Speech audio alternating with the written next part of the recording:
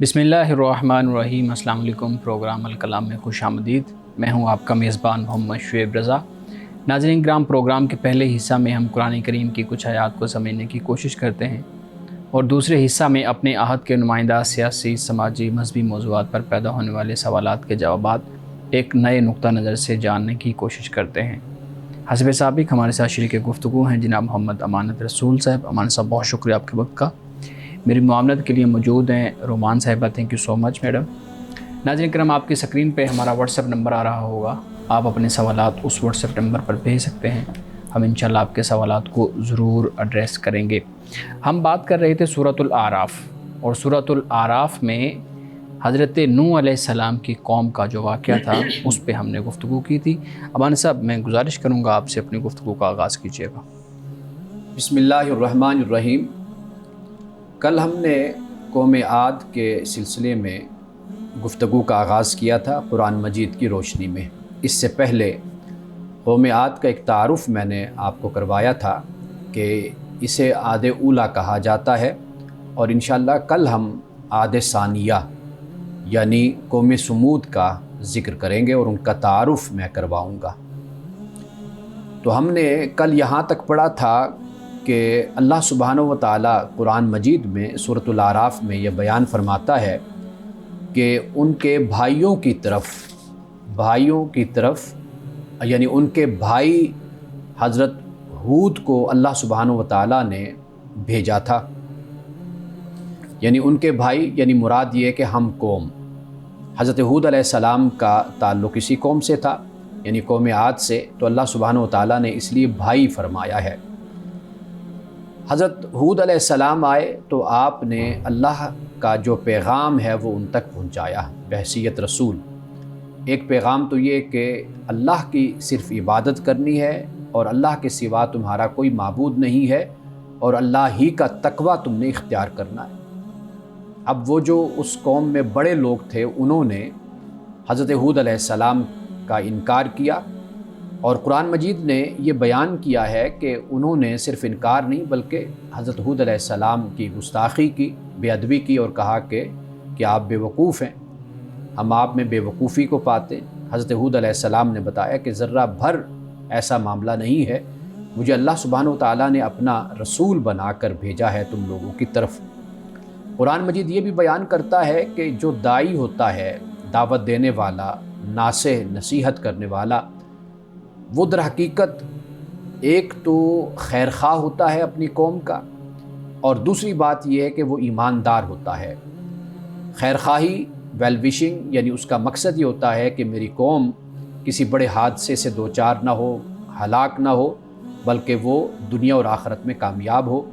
और दूसरी बात जो दाई की होती है यानी दावत देने वाले की, वो ये खूबी होती है कि वो अमीन भी होता है, यानी जो पैगाम वो लोगों तक पहुंचा रहा होता है उसमें किसी किस्म की कोई मिलावट नहीं होती, वो खालिस प्योर पैगाम होता है जो लोगों तक पहुंचाता है, और इस खैर खाई के साथ के लोग नाफरमानी से और सरकशी से बाज आ जाएं।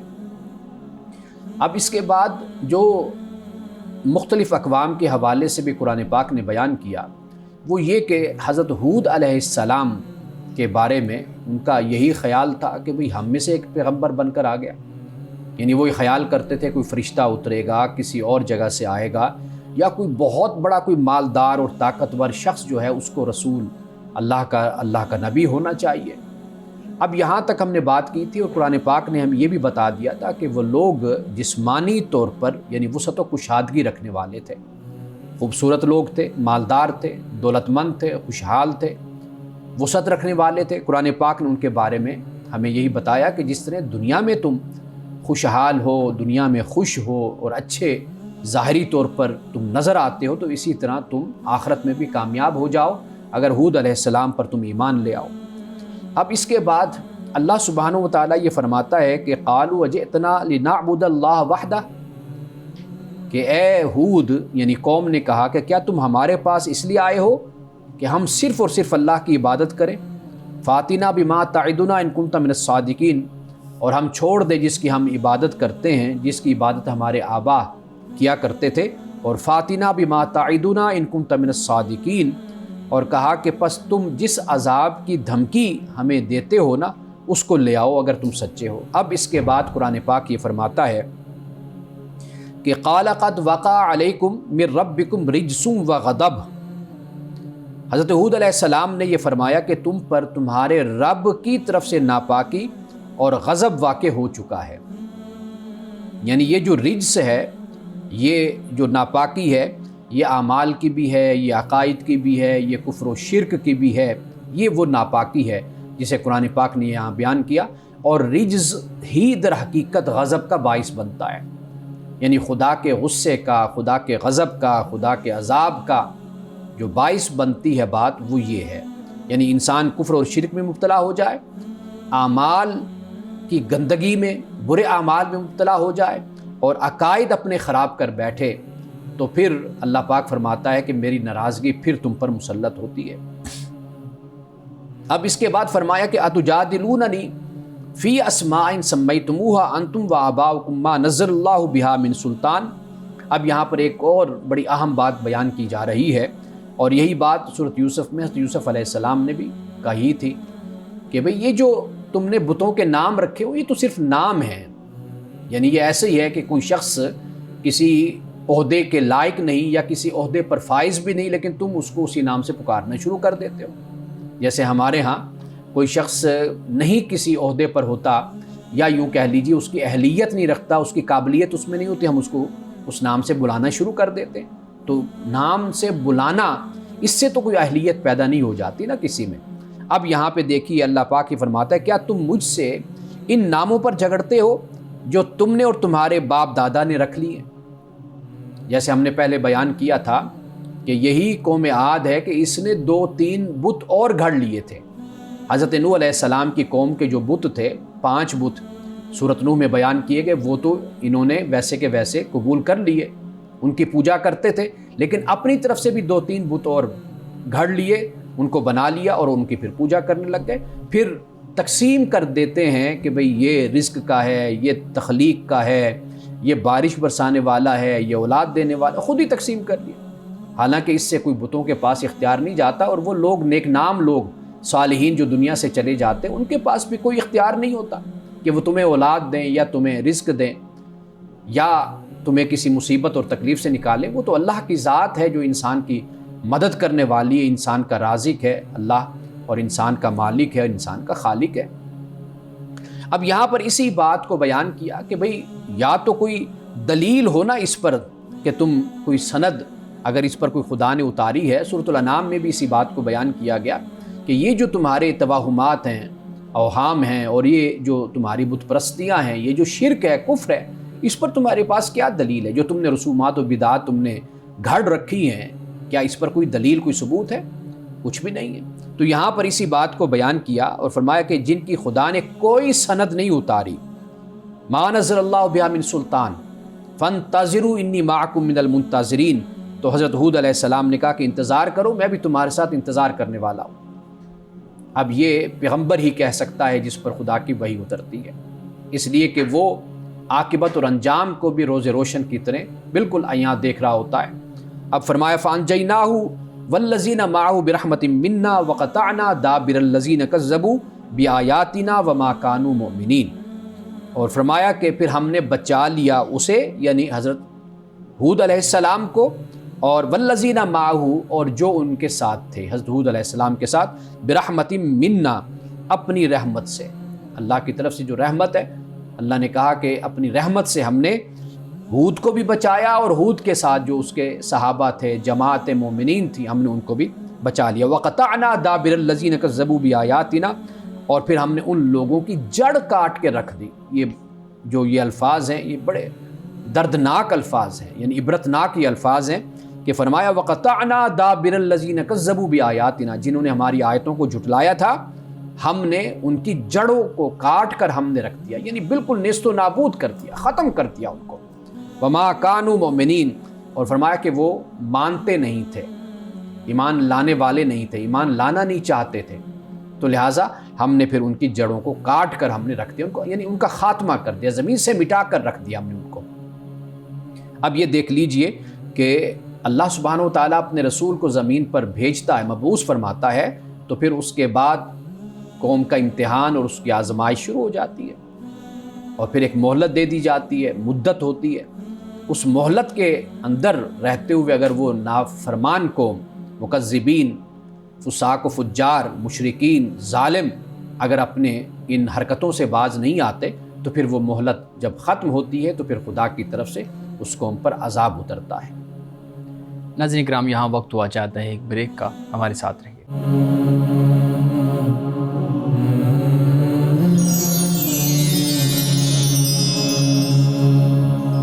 ویلکم بیک ناظرین۔ امان صاحب، بہت شکریہ، آپ قوم عاد کا وہ جو انجام تھا وہ آپ نے اس کو خاص طور پہ بیان کیا کہ اللہ رب العزت نے ان کی جڑیں کاٹ دیں اور وہ نئی چیزیں، نئی خرافات اپنے اس کے اندر، دین کے اندر لے کے آ رہے تھے۔ آپ نے بدعت کا لفظ یوز کیا، اس پہ ایک دفعہ پہلے بھی بات ہوئی ہے، لیکن جس پہلو سے میں چاہ رہا ہوں آپ تو ایک بیان کیجئے گا کہ بدعت کہتے کس کو ہیں۔ دوسرا، ہمارے ہاں جب بھی بدعت کا لفظ استعمال ہوتا ہے تو دو گروپ کھڑے ہو جاتے ہیں، دو مذہبی گروپ کھڑے ہو جاتے ہیں۔ ایک اس کو جسٹیفائی کرنے کی کوشش کرتا ہے کہ بدعت حسنہ ہے، پھر وہ مختلف ٹائپس کی آ جاتی ہیں۔ دوسرا کہتا ہے کہ بھائی نئی چیز تو نہیں ہے تو وہ کیوں آپ شامل کرتے ہیں دین کے اندر۔ تو یہ کنٹروورسی شروع ہو جاتی ہے جس میں ایک عام میرے جیسا جو نوجوان ہے وہ پھر گھبرا جاتا ہے کہ میں کیا کروں۔ آپ اس پہ بات کیجیے گا۔ دیکھیے، بدعت در حقیقت اس عقیدے کو یا اس عمل کو کہتے ہیں کہ جس کی دین میں کوئی سند نہیں ہوتی، یعنی دین میں کوئی اس کا ثبوت اور اس کی گواہی اور کوئی دلیل میسر نہیں ہوتی، تو وہ بدعت ہوتی ہے، اور اس عمل کو یا اس عقیدے کو دین اور مذہب کے نام پر ہی اختیار کیا جاتا ہے، صحیح، تو اس کو بدعت کہا جاتا ہے۔ ہمارے ہاں چونکہ اس پر کافی بحث ہے اور کافی آپ کہہ لیجئے جھگڑا کیا جاتا ہے، اور بدعت حسنہ کا نام ہمارے ہاں اختیار کیا جاتا ہے، بدعت سیئہ۔ تو یہ تھوڑا سا ہے کہ اس نقطہ نظر کو سمجھنے کی ضرورت ہے۔ اگر ہم اس چیز پر آئیں کہ ایک دوسرے کے موقف کو اور ایک دوسرے کے نقطہ نظر کو ہم سمجھیں، مثال کے طور پر جب ایک طبقہ یہ کہتا ہے کہ یہ بدعت ہے تو دوسرا کہتا ہے کہ سیدنا فاروق اعظم رضی اللہ تعالی عنہ نے جب تراویح کی جماعت شروع کی تھی تو کہا گیا تھا کہ یہ بدعت ہے، تو آپ نے کہا تھا یہ بدعت حسنہ، یہ اچھی بدعت ہے۔ اب ایک طبقہ جو اس کے حق میں بولتا ہے تو وہ یہ دلیل دیتا ہے کہ سیدنا فاروق اعظم رضی اللہ تعالیٰ عنہ نے ایسے کہا۔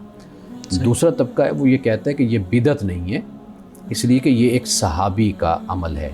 ٹھیک ہے، یعنی صحابی، جب آپ دین کی بات کرتے ہیں تو رسول اللہ صلی اللہ علیہ وسلم نے جس طریقے سے وضاحت فرمائی، اسی طرح جو صحابی کا عمل ہوتا ہے یا صحابی کا اثر ہوتا ہے وہ بھی ایک لحاظ سے دین ہی کی وضاحت ہو جاتی ہے، حجت ہوتی ہے، ہاں، وضاحت ہو جاتی ہے، توضیح ہوتی ہے، تو اس کو ہم بدعت میں شامل نہیں کر سکتے۔ تو لہٰذا سیدنا فاروق اعظم رضی اللہ تعالیٰ عنہ کا جو عمل ہے اس کے لیے بدعت کا لفظ مناسب نہیں ہے، وہ نہیں بولنا چاہیے کہ اب وہ بدعت حسنہ یا بدعت سیئہ ہے۔ سیدنا فاروق اعظم رضی اللہ تعالیٰ عنہ نے صرف یہ بات بیان کر دی تاکہ کوئی ایسی بات کسی نے کہی تو آپ نے اس کا ایک جواب دے دیا، بتا دے بھئی اچھا کام ہے، اس میں کیا حرج ہے۔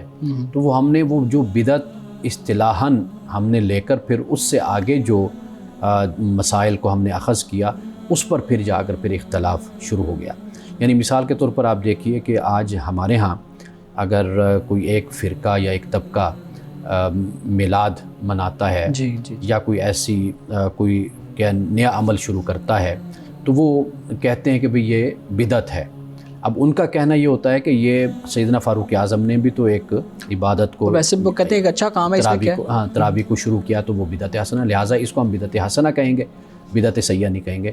لیکن یہ ہے کہ میرا ذاتی جو نقطہ نظر ہے، میرا ذاتی خیال ہے اس حوالے سے، وہ یہ ہے کہ ہمیں زیادہ سے زیادہ عبادات میں، عقائد میں اور ان معاملات میں ہمیں رسول اللہ صلی اللہ علیہ وسلم کی سنت کے ساتھ ہمیں جڑنا چاہیے، صحابہ کرام رضوان اللہ تعالیٰ علیہ مجمعین کے طریقے کے ساتھ ہمیں اپنے آپ کو قائم رکھنا چاہیے۔ بعد کے ادوار میں، اپنے زمانوں میں اگر ہم ان چیزوں کو رواج دے دیں تو اس سے بہت مشکلات، پھر مسائل پیدا ہوتے ہیں، اس لیے کہ اگر آپ رسول اللہ صلی اللہ علیہ وسلم کا زمانہ اور پھر اس کے بعد صحابہ کا جو زمانہ ہے وہاں تک ٹھہرتے ہیں نا، کیونکہ صحابہ کی زندگی رسول اللہ کے ساتھ بسر ہوئی، آپ نے دین کو سمجھا دیکھا، تو وہاں تک بات یہ ایک صحیح نظر آتی ہے۔ لیکن پھر اس کے بعد کے زمانوں میں اگر ان چیزوں کو آپ رواج دیتے چلے جائیں گے تو اس سے جو پھر دیگر مسائل پیدا ہوتے ہیں ان کو آپ خرافات کا نام دے دیں، آپ قباحتوں کا نام دے دیں، اس کو پھر آپ کبھی روک نہیں پا سکتے۔ وہ چاہے اچھے بھی ہوں لیکن اس میں پھر بڑا وہ یعنی اچھے بھی اگر مثال کے طور پر کہیں پر ہونا تو لوگ اس کو آنے والی نسلوں میں، اولادوں میں وہی عمل پھر ایک فرض کی حیثیت بھی اختیار کر جاتا ہے، اور اس سے بہت سے مسائل پھر پیدا ہوتے ہیں۔ تو ہمارے لیے جو ایک نجات کا راستہ ہے اور وہ یہی ہے کہ رسول اللہ صلی اللہ علیہ وسلم کی سنت اور طریقے کے ساتھ بنیادی طور پر ہمیں جوڑ کے رہنا چاہیے۔ صحیح۔ امانت صاحب، میرا سوال ہے کہ آپ نے بریک سے پہلے ذکر کیا کہ جو نیک لوگ اس دنیا سے جا چکے ہیں نہ تو ان سے مدد مانگی جا سکتی ہے اور نہ وہ مدد کر سکتے ہیں، لیکن عام طور پر ہمارے یہاں یہ دلیل دی جاتی ہے کہ ان کے وسیلے سے مانگا جا رہا ہے، تو آپ کا اس بارے میں کیا خیال ہے، یہ کس حد تک درست ہے؟ دیکھیے، قرآن مجید نے جہاں پر وسیلہ کا ذکر کیا، یا ایھا الذین آمنوا اتقوا اللہ وابتغوا الیہ الوسیلہ، تو وہاں پر وسیلہ سے مراد یہی ہے کہ انسان کا ایمان ہے، انسان کے اعمال صالحہ ہیں۔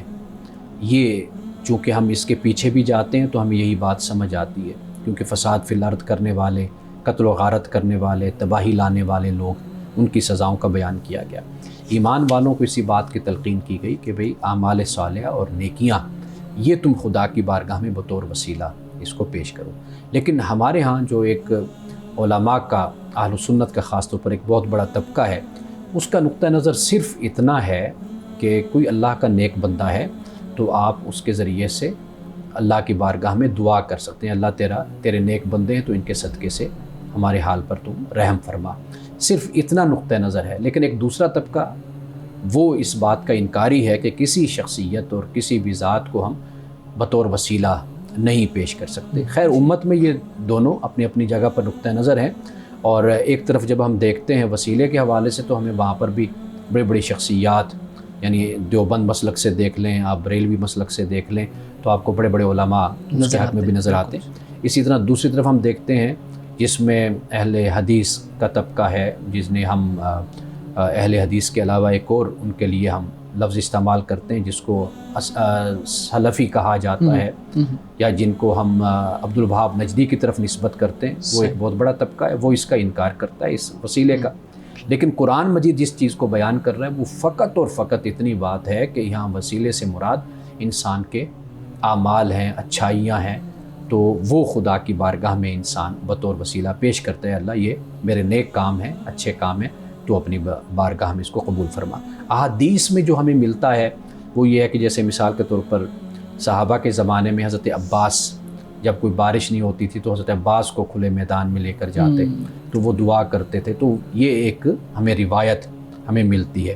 لیکن اس کا پھر وہی تعلق بن جاتا ہے کہ اگر ان چیزوں کو ایک خاص وقت اور شخصیات کے ساتھ ہی اس کو محدود رکھا جائے کہ چونکہ وہ رسول اللہ کی نسبت اور تعلق تھا وہاں پر، تو یہ پیش کیا جاتا تھا، کہا گیا۔ تو یہ ہمیں احادیث روایات ہمیں یہ صحیح مسلم میں بھی ملتی ہیں، دیگر کتب احادیث میں ہمیں یہ روایات بھی ملتی ہیں، لیکن یہ فقط اس حد تک ہے کہ رسول اللہ کی ذات اقدس اور پھر آگے آپ کے جو چچا ہیں ان کی نسبت، اور یہ ان باتوں کو مد نظر رکھ کر دعا کی گئی ہے۔ لیکن قرآن پاک جو میں نے آپ کو بتایا آپ کے لیے، میرے لیے، وہ بنیادی بات یہی ہے کہ ہم کچھ کریں گے تو خدا کی بارگاہ میں پیش کریں گے نا، تو ہم چاہے 10,000 وسیلے اور لے کر آ جائیں اور خود عمل میں ہم کسی قابل نہ ہوں تو وہاں پر پھر اس وسیلے کا کیا کردار ہوگا۔ صحیح مولانا صاحب، یہ دونوں باتیں، بدعت پہ بھی ہم بات کر رہے تھے اور یہ وسیلہ پہ بھی جو نعمان صاحبہ نے سوال کیا اس پہ بھی آپ کی رائے بڑی سافٹ مجھے محسوس ہوئی ہے، لیکن ہم دیکھتے ہیں کہ یہی دو چیزیں ہوتی ہیں جس پہ ہمارے ہاں اتنی لڑائیاں جھگڑے ہوتے ہیں کہ لوگوں کی جانیں تک چلی جاتی ہیں، اور یہ ایک ڈیوائیڈ ہے، ایک تقسیم ہے جو مختلف لوگوں کے اندر ہمیں نظر آتی ہے۔ اگر اتنا سافٹ معاملہ ہے تو یہ علماء کیوں نہیں اس چیز کو سمجھتے جو ان معاملات میں ہراول دستے کا کردار ادا کرتے ہیں؟ دیکھیے، جس کا جو نقطہ نظر ہے وہ اپنے نقطہ نظر پر کنونسڈ ہے، قائل ہے، اور اس کو وہ سمجھتا ہے کہ یہ درست ہے تو وہ ٹھیک ہے، وہ اپنے اس نقطہ نظر پر عمل کرتا ہے. صحیح. ایک نقطہ نظر دوسرا ہے، وہ اپنے نقطہ نظر کو درست سمجھتا ہے، وہ اس پر عمل کرتا ہے. ٹھیک. لیکن میں ذاتی طور پر یہ سمجھتا ہوں کہ اگر آپ یہ دروازہ کھول دیتے ہیں نا تو یہ امت میں اس سے بہت سے مسائل پیدا ہونا شروع ہو جاتے ہیں، بلکہ ہو چکے ہیں. یعنی آپ دیکھ لیجئے کہ ہمارے ہاں تصوف کے نام پر اور اس کے علاوہ دیگر جو مزارات پر، خانقاہوں پر، درگاہوں پر جو کچھ ہوتا ہے، بالکل اس کو کون سپورٹ کرے گا؟ لیکن آپ یہ بھی دیکھیں گے کہ اس کا دروازہ کھلا کہاں سے، ابتدا کہاں سے ہوئی؟ ابتدا کہاں سے ہوئی؟ وہ لوگ کہ جو اس کو سپورٹ نہیں کر رہے یا ان کا نقطہ نظر مختلف ہے، آپ دیکھیں گے وہاں پر آپ کو یہ بدعات اور یہ خرافات نظر نہیں آئیں گی. صحیح. لیکن جنہوں نے اس نقطہ نظر کو اختیار کیا ہے، آپ اس کا نتیجہ دیکھ لیجئے کہ جو صورتحال ہمیں مزارات پر، درگاہوں پر نظر آتی ہے عوام الناس کی طرف سے اور بہت سے لوگوں کی طرف سے. تو میرا ذاتی خیال اور نقطہ نظر یہ ہے کہ ان باتوں سے بچ کر ہی قرآن اور سنت، جیسے میں نے آپ سے کہا کہ رسول اللہ کے طریقے کے ساتھ ہمارا جڑا رہنا، وہ در حقیقت ہماری نجات کا ذریعہ ہے. صحیح. ناظرین کرام، یہاں وقت ہوا چاہتا ہے ایک بریک کا، ہمارے ساتھ رہیے.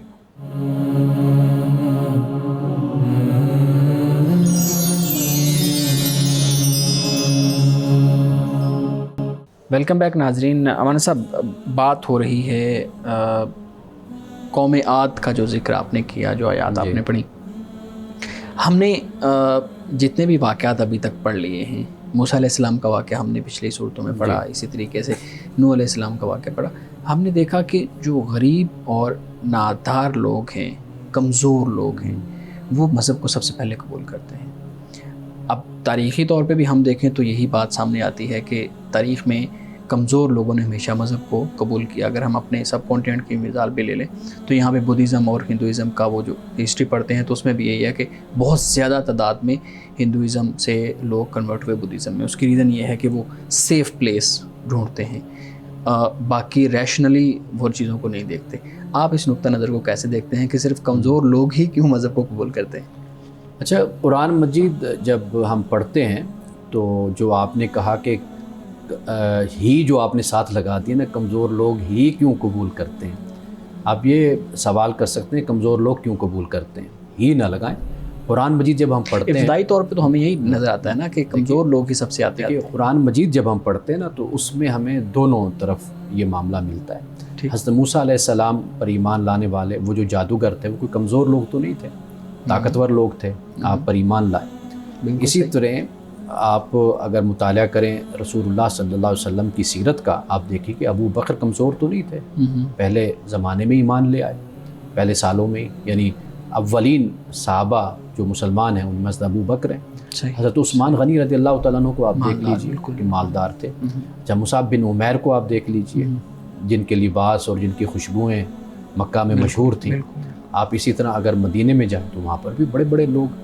جو ہدایت کا معاملہ ہے یہ بالکل مختلف ہے. قرآن مجید جس پس منظر میں بات ہمیں سمجھاتا ہے نا، وہ یہ ہے کہ جو پروپیگنڈا کی نظر ہو جاتے ہیں، جن کے کچھ مفادات وابستہ ہو جاتے ہیں، دونوں طرح کے طبقے ہیں، یا عمراء کے بھی ہیں اور غرباء کا بھی طبقہ ہے. مثال کے طور پر بل مکر اللیل کے جو الفاظ قرآن پاک نے کہے ہیں، جہاں پر جو کمزور طبقہ ہے، مجبور طبقہ، اور اس کے سامنے وہ طبقہ کہ جو عمراء کا طبقہ ہے، قرآن نے ان دونوں کے مکالمے کو بیان کیا ہے نا. اب وہ جو پیچھے چلنے والا طبقہ ہے، عوام کا طبقہ ہے یا کمزور طبقہ ہے، اب قرآن پاک نے اس کو بیان کیا اور وہ بلیم کریں گے اپنے لیڈروں پر، کہیں گے بھی ہم تمہارے پیچھے، تمہاری وجہ سے ہم چلتے رہے تمہارے پیچھے. وہ الفاظ اگر دیکھیں نا تو وہاں پر بھی بالکل یہی لفظ وہاں پر موجود ہے. تو لہٰذا دونوں صورتیں بن جاتی ہیں کہ عمراء بھی اسلام قبول کر لیتے ہیں، پیسے والے بھی قبول کرتے ہیں، اور جو کمزور لوگ ہوتے ہیں وہ بھی قبول کرتے ہیں. قرآن پاک میں یہ، لیکن قرآن اس بات کی تلقین ہمیں یہ کرتا ہے کہ کمزور ہو یا طاقتور ہو، اصل جو معیار ہے وہ ایمان اور تقوی ہے، جو اس کے احترام کا تقاضا کرتا ہے کہ چاہے کوئی بھی شخص ہو، آپ نے اس کا کردار، اخلاق دیکھیں، اس کا ایمان دیکھیں، آپ اس بنیاد پر اس کی عزت، اس کا احترام. قرآن پاک نے سورۃ الانعام میں بھی اس بات کو بیان کیا. تو لہٰذا یہ بات یعنی قرآن کی روشنی میں ہم نہیں کہہ سکتے کہ صرف جو غرباء کا طبقہ ہے، یا سیرت کی روشنی میں ہم نہیں کہہ سکتے کہ صرف وہی اسلام قبول کرتا ہے اور باقی قبول نہیں کرتے۔ صحیح، ٹھیک۔ مولانا صاحب، ہمارے پاس رمضان المبارک سے متعلق بھی کچھ سوالات ہیں جو کہ آج کل ایام ہیں رمضان کے۔ پوچھتے ہیں جی کہ یہودیت اور جو مسیحیت میں روزے کا تصور تھا وہ کیا اسی طریقے کا تھا جیسے اسلام میں ہے، یا اس میں کوئی فرق تھا؟ سب سے پہلی بات جو قرآن مجید سے ہمیں معلوم ہوتی ہے وہ یہ ہے، یا ہم الہامی کتب کو ہم پڑھتے ہیں کہ یہ عبادات پہلے روز سے موجود ہیں۔ صحیح۔ یعنی قوم یہود ہوں، قوم مسیح ہوں، ان میں یہ عبادات موجود تھی۔ ٹھیک۔ یعنی ایک نماز کسی نہ کسی شکل میں، صورت میں، روزہ، زکوٰۃ، حج، زکوٰۃ، روزہ، حج، یہ عبادات۔ صحیح۔ حج تو خیر بعد میں حضرت ابراہیم علیہ السلام اس زمانے سے شروع ہوتا ہے، لیکن یہ تین ہی باتیں ضروری تھیں، موجود تھی، ٹھیک ہے، کسی نہ کسی شکل میں۔ مثال کے طور پر ادیان میں چند یعنی بنیادی باتیں ہیں، وہ ذہن میں ہم رکھ لیں تو ہمیں پھر سمجھ آ جاتی ہے۔ ایک تو یہ ہے کہ دنوں کو احترام میں وہ رکھا کرتے تھے، یعنی کہ کوئی واقعہ خاص رونما ہوا، قوم یہود میں ہوا، قوم مسیح میں ہوا، حضرت موسیٰ علیہ السلام کی کشتی آپ نجات پا گئے، لوگ ساتھ چلے گئے، فرعون غرق ہو گیا، تو وہ ایک دن خوشی کا بن گیا، مخصوص ایام کی اہمیت ہوتی تھی، اہمیت ہو گئی تاریخی حوالے سے۔ ایک تو یہ بات ہوتی تھی۔ دوسری بات یہ تھی کہ کوئی تکلیف آنے کا اگر کوئی خوف ہے، ڈر ہے، تو اس پر بھی روزہ رکھا جاتا تھا، کوئی آفت نہ آ جائے، کوئی آندھی، طوفان، سیلاب، اس کے لیے بھی اللہ تعالیٰ محفوظ رکھے، اس کے لیے بھی ہوتا تھا۔ اور اسی طریقے سے یعنی مختلف ان کے طریقے تھے، یا دعا کی صورت میں بھی ہوتا تھا، یعنی روزہ ایک دعا کی صورت ہو جاتی تھی کہ بھی تیرے لیے اللہ ہم نے یہ رکھا ہے، تو ہماری دعا کو فلاں مسئلے میں، فلاں مشکل میں ہماری دعا کو قبول فرما، اس مسئلے کو حل فرما، یہ بھی ہوتا تھا۔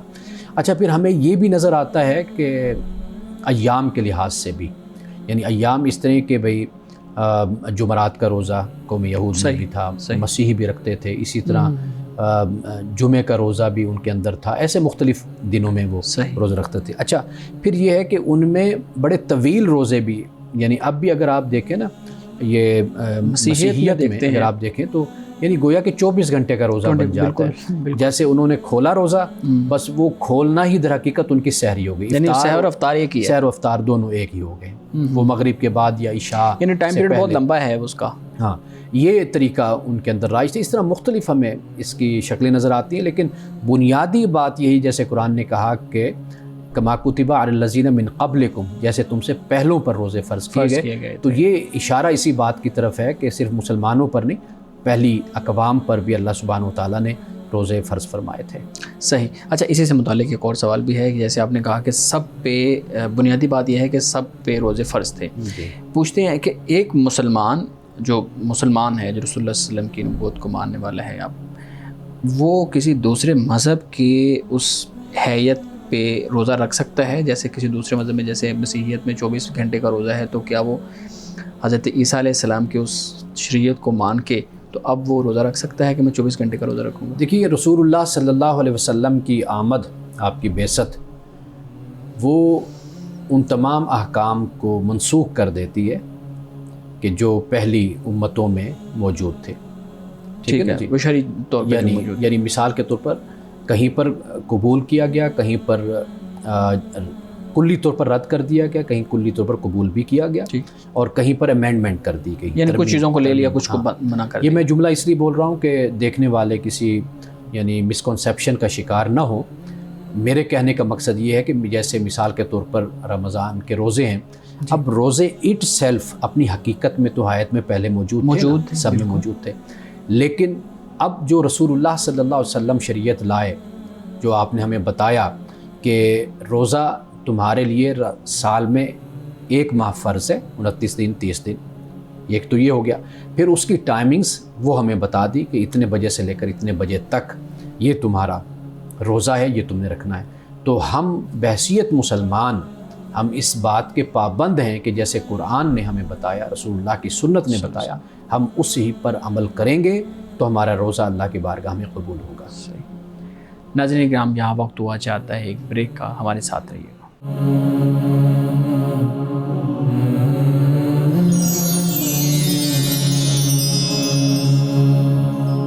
प्रोग्राम में एक दफ़ा फिर खुशामदीद। जी रोमान साहिबा, कुरान मजीद का नज़ूल रमज़ान मुबारक में मुकम्मल हुआ, इसकी क्या अहमियत है और रमज़ान के रोज़ों का इससे क्या ताल्लुक़ है? अल्लाह सुब्हानहू व तआला ने कुरान मजीद का नुज़ूल जो आगाज़ होता है वो इसी महीने में हुआ। लैलतुल क़द्र, शब क़द्र हम उसे कहते हैं, तो 27वीं शब रमज़ान की है। कुरान इसमें नाजिल होना शुरू हुआ। ये भी कहा जाता है कि ये जो रोज़ों की फ़र्ज़ियत इस महीने में होती है, तो एक लिहाज से ये कुरान पाक के शुक्राने के तौर पर भी इसको हमारे उलमा ने बयान किया कि अल्लाह ताला ने चूँकि इस महीने में कुरान पाक का नुज़ूल शुरू किया, तो लिहाजा इस महीने को अल्लाह ताला ने रोज़े की फ़र्ज़ियत की सूरत में भी बयान कर दिया कि इस महीने में आपने रोज़े रखने। तो ये एक इसका पस मंज़र है कि जैसे मैंने अभी बयान किया था कि शुक्राने के भी रोज़े होते हैं, शुक्र के तौर पर। तो लिहाजा अल्लाह ताला ने अपनी आखिरी किताब इस महीने में नाजिल करना, उसका आगाज़ किया। तो लिहाजा इसलिए अल्लाह ताला ने इसी महीने में फिर रोज़ों को भी फ़र्ज़ फरमाया कि ताकि हम इस आलीशान किताब का शुक्र अदा कर सकें अल्लाह की बारगाह में। सही। अच्छा, मुझे ये बताइएगा, एक बहुत अहम हमारे नाज़रीन की तरफ से सवाल आया है, पूछते हैं जी, जो ख़वातीन हैं वो रमज़ान मुबारक में अपने जो मखसूस अय्याम है, मेंस्ट्रुअल साइकिल है, उसको मौखर करने के लिए अद्वियात ले सकती हैं ताकि फिर बाद में रोज़ा की क़ज़ा ना उनको करना पड़े? अच्छा, एक बात, ऐसे जो मसाइल होते हैं ना, ये चूँकि नए दौर की पैदावार आप कह लीजिए, जैसे मिसाल के तौर पर ख़वातीन हज पर जाती हैं या उम्रे पर जाती हैं, तो वहाँ पर इस तरह की मेडिसन इस्तेमाल करती हैं। उससे ये होता है कि मिसाल के तौर पर हज़रत आयशा सिद्दीक़ा रज़ियल्लाहु तआला अन्हा से रिवायत है कि आप हज पर थीं तो ये दिन शुरू हो गए, तो आप बड़ी परेशान और बड़ी रोईं, बल्कि रिवायात में आता है कि आप रोईं कि भाई मैं तो आई थी कि इबादत करूँगी, हज करूँगी, तो ये मामला शुरू हुआ। तो रसूलुल्लाह सल्लल्लाहु अलैहि वसल्लम ने फिर उनको बताया तरीका कि भाई ये काम आप नहीं कर सकती, बाकी सब काम कर सकती हैं। ठीक है ना जी। तो इसी तरह अब ख़वातीन जब जाती हैं हज के मौका पर या उम्रा के मौका पर, तो वहाँ पर कई ख़वातीन मेडिसन को इस्तेमाल कर लेती हैं।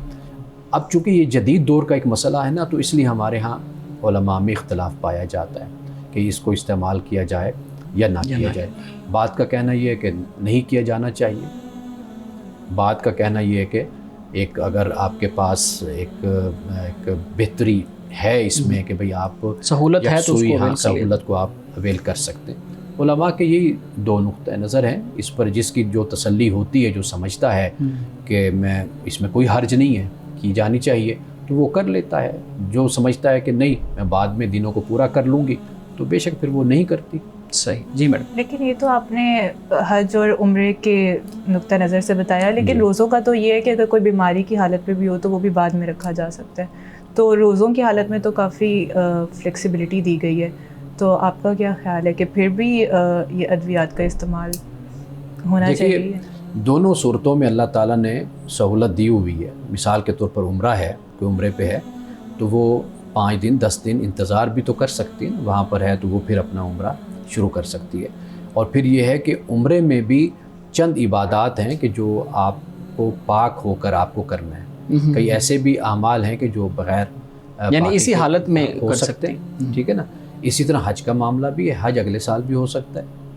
तो ये दलाइल मैं वो आपको बयान कर रहा हूँ कि जो उस तबके से या उस सोच रखने वाले लोगों की तरफ से हैं कि जो ये कहते हैं कि भाई मेडिसिन को इस्तेमाल किया जा सकता है।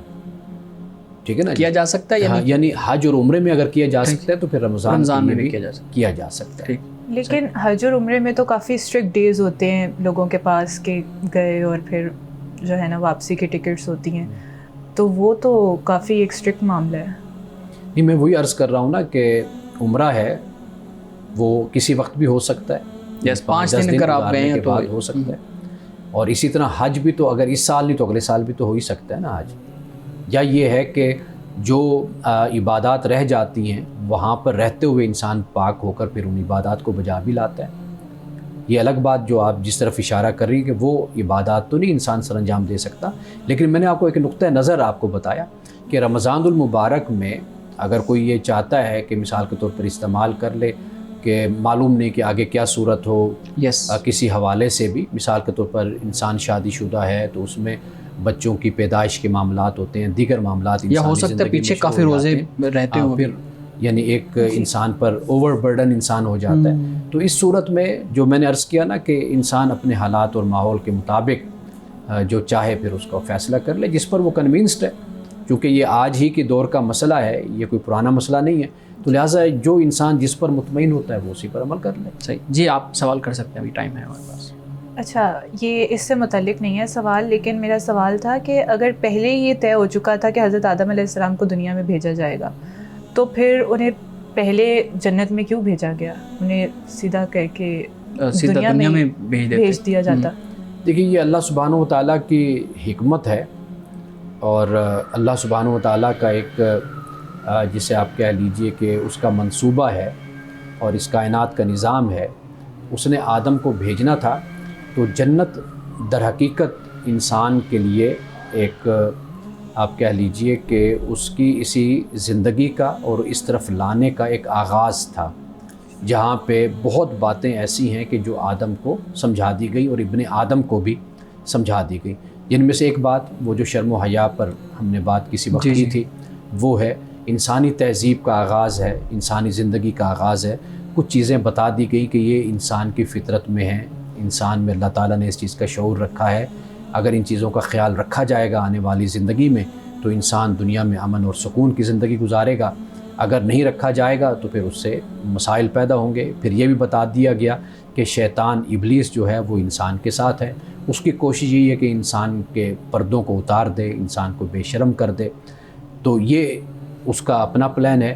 تو یہ سارا کچھ جو ہوا یہ حکمت کے تحت ہوا کہ انسان کو زمین پر اتارنا تھا، اور پھر زمین پر اتارنا بھی کوئی سزا کی بنیاد پر نہیں تھا. اس کی بنیاد اصل میں اللہ تعالیٰ نے انسان کو معاف کیا، اس کی توبہ قبول کی، پھر اس کے بعد اس کو آزمائش اور امتحان کے لیے اللہ تعالیٰ نے زمین پہ اتارا. صحیح. عمر صاحب یہ بتائیے گا کہ ہمارے ہاں عمرہ کرنے کا رواج بہت زیادہ ہے رمضان میں، تو کیا رمضان میں اگر عمرہ کیا جائے تو اس کا ثواب ڈبل ہوتا ہے؟